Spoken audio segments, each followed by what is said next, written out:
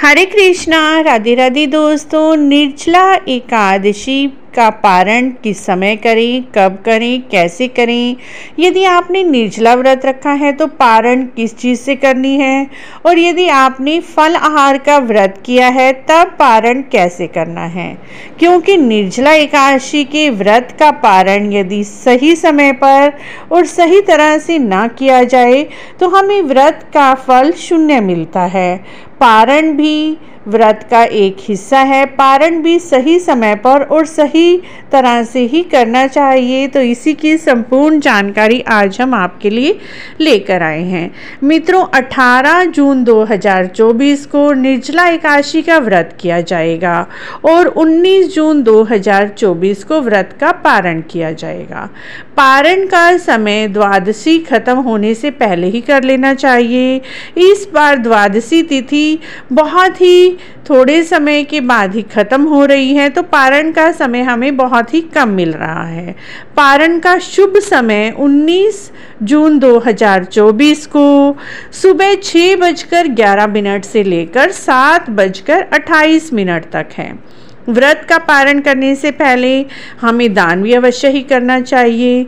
ब्राह्मण को भोजन कराना भी बहुत ज़रूरी है, लेकिन इतनी सुबह ब्राह्मण का आना घर पर पॉसिबल नहीं है, तो ऐसे में आप सीधा निकाल दीजिए। सीधे में आप एक प्लेट में आटा, गुड़, चावल, हल्दी, नमक, दक्षिणा निकाल कर रख लीजिए और फल फ्रूट, क्योंकि इतनी सुबह सुबह खाना बनाना और पंडित जी को बुलाना सभी के लिए संभव नहीं है, तो आप सीधा निकाल दीजिए।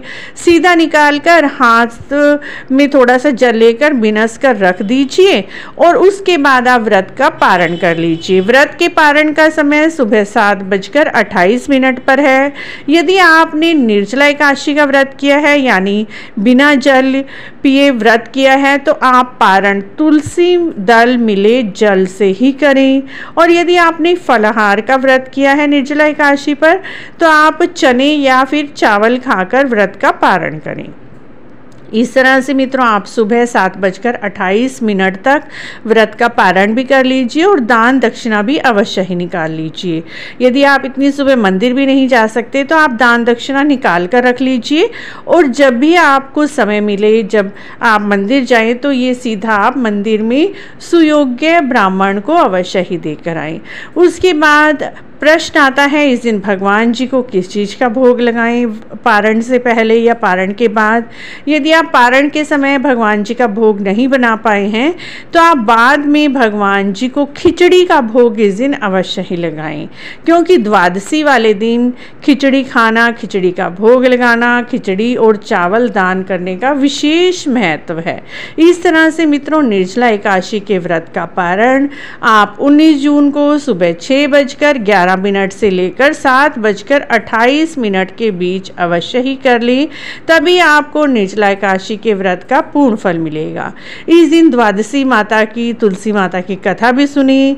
द्वादशी माता और तुलसी माता की कथा भी हमारे चैनल पर अपलोड है और डिस्क्रिप्शन में इसका लिंक दिया हुआ है, आप वहां पर जाकर कथा सुन सकते हैं। मित्रों, यदि आपको यह सब जानकारी अच्छी लगी है तो आप हमारे चैनल को जरूर सब्सक्राइब करें, लाइक करें, वीडियो को शेयर भी करें।